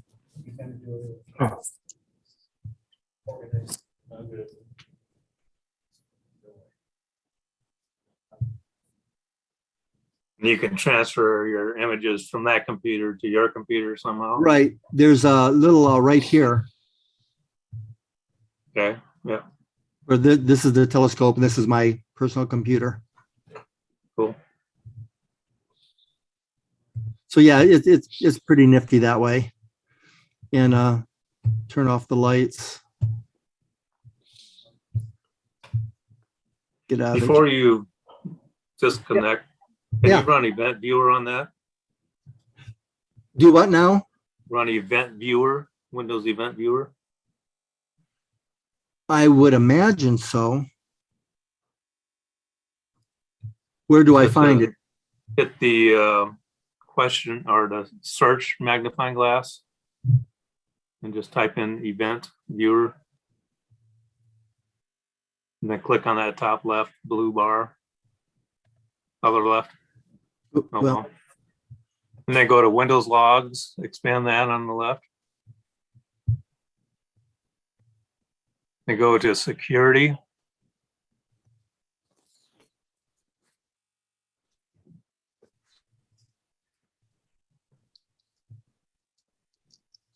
Can you maximize that window a second?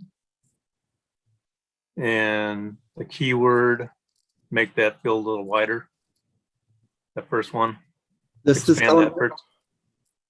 Right there. No, this, the next field up at the top, the header. Oh, I get you. See where it says success. Can you just sort of page down real fast and see if there's any failures in there?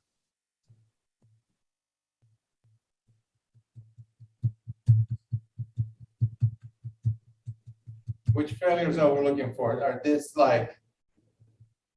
No, that's good. That's good. Because if there are failures, then that means somebody's trying to hack into it. And I would have a fix for that for you, but it's not a problem on this computer. So that's all I needed. Thanks. Not a problem. Thank you for checking. Yeah, the IT guy that runs the school stuff is out of Omaha, and he comes in to do what they need done. I don't know why, but so any other questions or anything anybody else wants to see? No. Here, that's that other capture. It's Artemis that we've got on there for the attic cameras.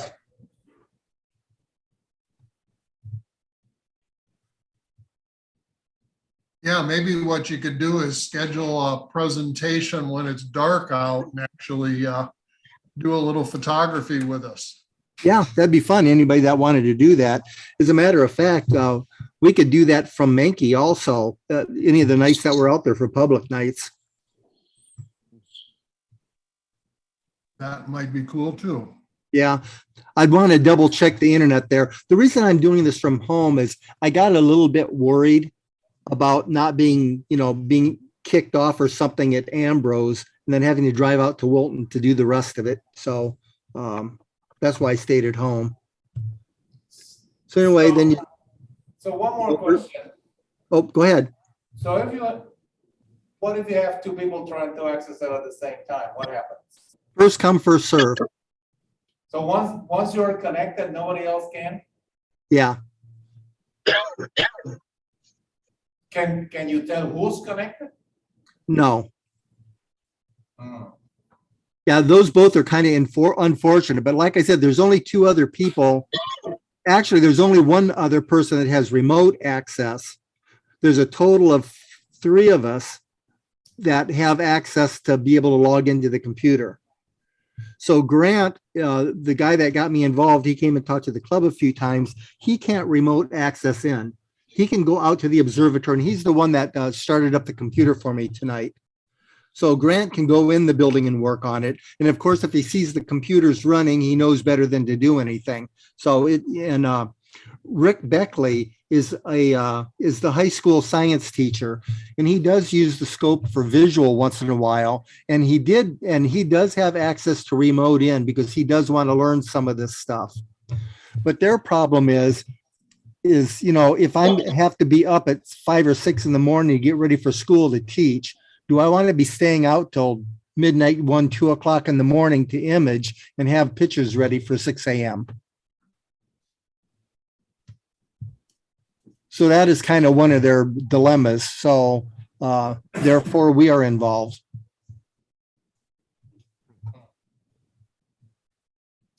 First world problems. Well, and at professional observatories, astronomers don't run the equipment. They have telescope operators. So, it is a challenge to expect the instructors to have the time and the knowledge to be able to run the equipment. Right, right. And I think that they lucked into enough money to do all this stuff. And I don't think that they knew what they wanted to do and don't understand what it can do. And therefore, they don't know how to incorporate that into their curriculum. So now it's more of a matter of finding some cool stuff that you can do for them so that they get a taste of what it can do. And then they'll start saying, hey, can you do this for us? Can you do that for us? So it's going to be an interesting journey forward for them and for all associated with what they can do. They want to get involved with any kind of astronomy projects and STEM oriented stuff going on all over the world, anything that they can do. You know, a lot of them, you image planets and stuff from different parts of the country, different parts of the world, so that you can do different things. So they want to be part of that. So again, they had enough money, figured out where they could get lots of gear. They just didn't know how to put it together and what needed to be done. So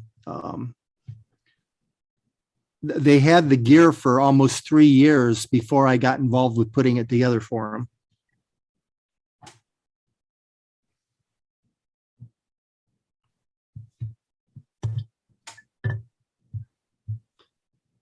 Any other questions for Jeff?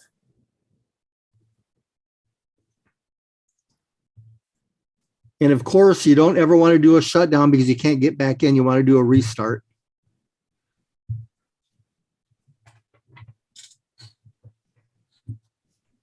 Why are you doing a restart? To close my session so that if anybody else wants to use it, that they can log in. Isn't there a log out instead of a restart? I don't like doing a simple log out because I don't know if there's anything else kind of running in the background that I'd rather have shut off. Okay. It's probably unnecessary, but there's no reason not to do a restart. Again, when you're having especially different people doing different stuff, you don't know if whatever plate solving there were due, they got click happy on stuff or focus happy and started clicking around on stuff. So it's really nice to start with a nice clean application and desktop. So.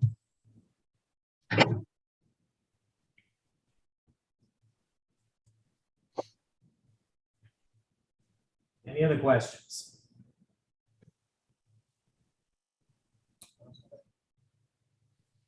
All right, let's thank Jeff for a very good. Very good, Jeff. Presentation. Thank you.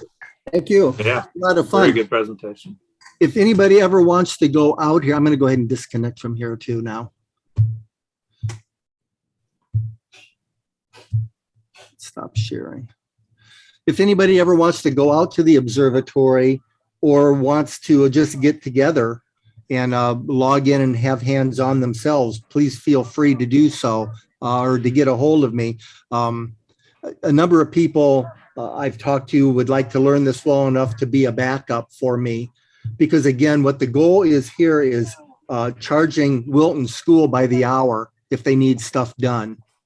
So we haven't determined what that amount was, but there'll be two different fees. If I have to drive out there to do something, it'll be one. If we just remote in to do something, it'll be another. But I can see us, on a typical image session, making $50 to $100 for that night. For the club. Jeff, I heard you're $100 an hour. Yeah, well, I am now, but that's why I need to have some other support. So, but yeah, what I'm wanting to do is as soon as they get that automated dew shield ready, I'll be going back out there to install that. And then I'm going to take the cover off the Lunt scope because I really wanted to do some solar imaging these past, few weeks out there. So as soon as we get that, so that 12-inch scope is protected, I'll run out there, put that on there, put their new finder scope on, unscrew the Lunt. I don't remember what camera, I think I might have a 294, ASI 294 on the Lunt scope right now. It does have a camera ready to go. And you can switch back and forth between cameras in the application that I have. So it's not like you have to go out there and wire stuff. So when we get the 80 millimeter scope out there, and Jim, I should probably talk to you about that maybe. That might be a good one for Walton to buy. Okay, yeah, we can talk about it. So yeah, that might work well out there. So then we'll stick a camera on that too. I'd put the big attic with the filter wheel on the 12-inch and put this 174 on the 80 and the 294 on the Lunt. And you just select what driver you want, and that's the camera that'll be running the show. So, and they've got 2 Prime Lucci Lab Sesto focusers, and they're 4 refractors. So we'll work on, you know, we'll have autofocuses on all 3 scopes then. Okay, good. Thank you again. Thank you. All right. Treasurer's report. Sam. Okay, so general fund right now stands at 2,214 cents. Event funds 327.30 cents. And the observatory relocation 53,997.78 cents. For a total of 56,525.22. And that includes the recently acquired $13,500 in grant money from the Regional Development Authority. Yes. So does that put you guys over what you need to build that completely now? That's good questions. It's at the very least getting close. Whether it actually is enough, well, actually, let's get to that now in the observatory relocation. So I think the short answer to that is yes. The longer answer is, you know, we've got some estimates. We don't have bids for everything, so we don't have it fine tuned. But like I say, it'll do a lot of what we want to do. We should have about another $1,700 coming in also. From where? From where? Well, Wilton Observatory owes me $1,000 yet for the setup. And Mid-American Energy, I turned in another batch of hours, and I think I would get about $700 for those hours. But I don't know when I get that, if that waits till the end of the calendar year, or if they do it by quarter, if they do it by, you know, how they do it. We've been getting money from them before. How do they always do it then? Well, I've always turned it in at the end of the year. This time I turned it in end of April. Oh. Because I retired May 2nd. So before I would start a new spreadsheet on January 1, and before December 31st, I would turn it into them, and then we get, you know, paid that following year. Well, this time I turned it on in January and ended it on April 29th, actually, was the date. So I turned that into them before I retired on May 2nd. So like I said, I don't know when they cut checks for that. I wonder how they feel about you doing something different.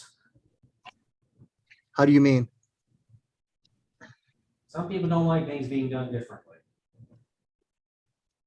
Oh, they don't care. A lot of people, most people don't do what I did over there for these global days. The thing, they'll go over and they'll volunteer for 5 hours to go over and clean up, the parkway, and they'll turn that in. Okay. That type of thing. Most of them don't have like long-term projects, like we were doing. Okay.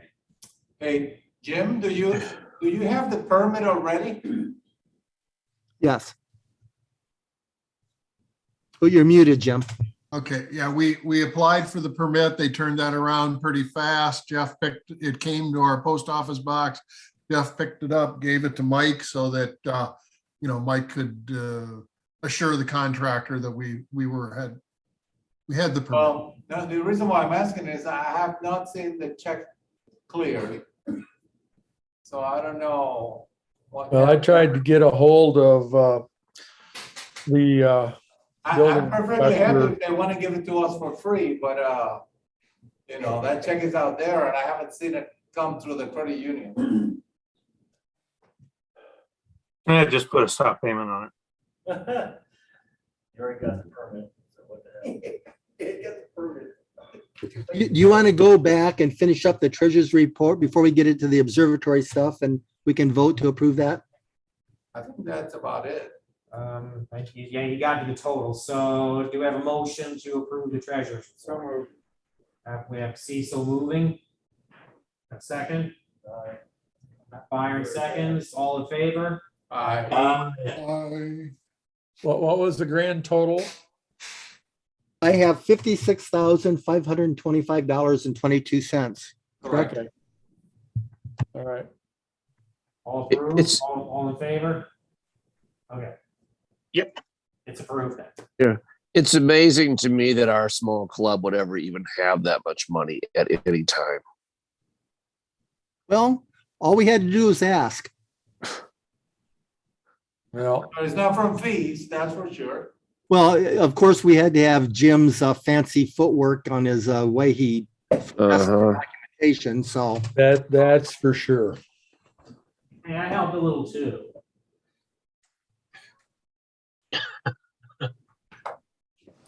All right, so now observatory relocation. I have a question. The cement work for the roll-off building, any updates on that? I called Dan last Wednesday or Thursday, and I asked him what he knew about the framer because I talked to him a few weeks ago, and he was gonna have this framer guy get a hold of me, and I never heard anything back, so I thought it's time to access Dan again and see what's going on.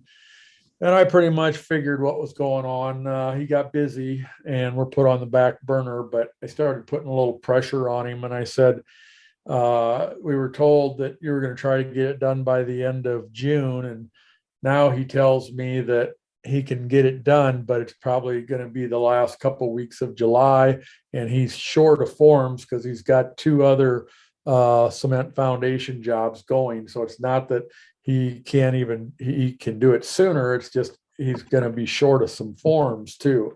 But he figured about 3 days to do it, and he thought that he could get it done by the end of July. And I said, well, we really need to have it done. Too much time slipping by. And so I was still decent about it, but I'm going to start laying on him harder now. And I'm going to call him back because he was supposed to get back to me to see if this guy that wants to frame it can do it. And I haven't heard back, and I thought I would by now. And if he can't, then I've got to start searching for another framer that can do it. The building is not a problem. It's the darn roll-off part that really makes it complicated. And Jim had an idea of some hardware I saw on the internet today. I think it was like $59 a caster. And we got to get some probably 1.5 iron, angle iron that with tabs welded. I've got a welder, probably could MIG it. I've got a MIG. So, these are all things that we got to think about to have done, because once they show up and they do want to do it, they're not going to want to be screwing around either, because time is money. So we got to have all these things. I got to make 2 cages for the 3/4 inch bolt pattern for the mounts or the piers. And so, most of it's self-explanatory, except for I got to get those 2 cages built, and we got to get a framer, and we got to get the casters and stuff like that. But we got to get the concrete done first, and I'm hoping that we can have it done by the end of July. So that's my goal, be done for the star party. So That's a good thing, Mike, is, maybe when you get a chance to talk to Dan here in the next week or so, is to tell him, you told him about the updated schedule to the membership, and they're anxious to get it done and disappointed to hear that it's going to get put off, a little bit longer, and say, we got 2 events. One July 30th and another one August 3rd. We would really like for the people that come to those events to see the concrete so they saw another tangible step forward in getting this building built. So maybe that gives Dan just a hard target to say, we're having people come. Yeah. 30th. Can Right. you be done by then? Yeah. Well, I will definitely be calling him sometime this week again I'll have a good reason anyway, a couple good reasons. First of all, I want to know if we got a framer, and it don't have to be framed as soon as he gets the concrete done. And like I told Jim, I said, Jim, since I follow the economy very closely, we could go into stagflation and these prices could really come down too. So with the rise of interest rates and another one coming here yet in July, they'll take August off, but they're definitely going to raise it probably again in September. And this could slow things down and cause stagflation where there's no growth in the economy. And therefore people don't have work, and then they start sharpening their pencil. But he didn't indicate like he needed to charge us more for his last bid. So that was good, which came in somewhere around 21,000, and there might be some extras in how many piers we pour or whatever. Yeah, so that's kind of the latest on that. I will be calling him again this week. And also, since John, you're online here tonight, what are you finding out with the electrical run from the Menke Yeah, roll? Dana and I went out there last week to measure everything and made a list of parts of everything we need, the conduit, all that fun stuff, and the wire. Dana wanted to wait till the weather cooled down before we started working on it, but it's not going to be cooling down for a while. So I'm going to get at least the conduit and the wire done and run this week out there in the morning sometime, probably Thursday morning. I think I have meetings at the other days, but Thursday morning I'll buy the stuff and get it out there before that. But probably Thursday morning early, I'll get out there and start working on it.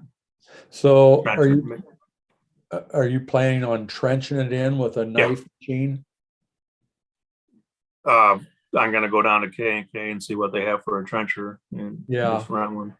Yeah, they're Avenue Rental or somewhere. Sure they'll have one. And I heard we could rent one for possibly, I thought this was last fall, like maybe $50 for the day. I mean, I wouldn't think it'd be any more than 75. It's no big deal. Yeah. And like I said, if we get a lot of rain, and now we're only supposed to get rain maybe Wednesday.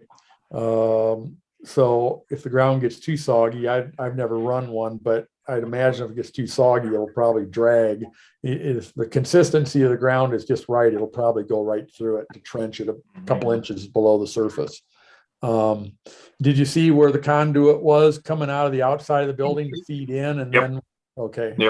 You were there when we moved the building anyway. So you seen the electrical box that I put on the telescope that I took out of the Menke roll off. Okay, so you got all that.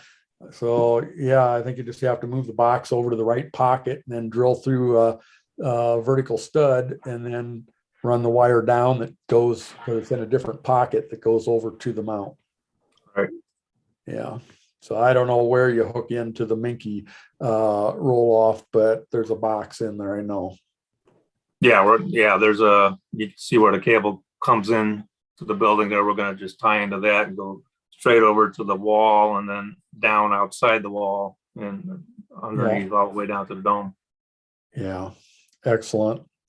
So I just hope we're not in for really hot weather and a drought, because that's going to really, slow things down a little bit too with worker morale when it gets super hot. And I just hope this isn't a sign of really another dry summer with heat, and it's really started early. So for farmers, for us, for everybody, I just sure hope that it isn't a super hot summer and dry for everybody's concern. This economy's hurting the way it is with crops and everything else. All right. Well, That's the latest. okay.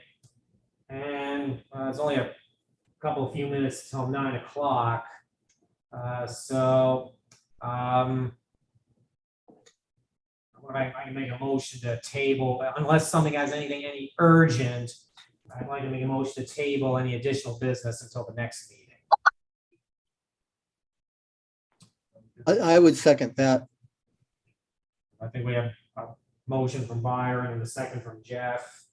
All in favor? Aye. And then can I keep the board members on just for a few minutes? For a few minutes, sure. Yeah. Sure. Okay, thanks, everybody. All right. Aye. Well, then we'll make a motion to adjourn the meeting. Yep. Adjourn, second, all in favor? Aye. All opposed? Who cares? John Baker, would you stay on for us to ask you a question from the board? I think he already left. Yeah, it looks like he left. Okay. Yeah. Yeah. Be sure you take everything with you. 'Cause- Yep, I got everything. Go ahead. All right. See you guys. At my phone. Okay.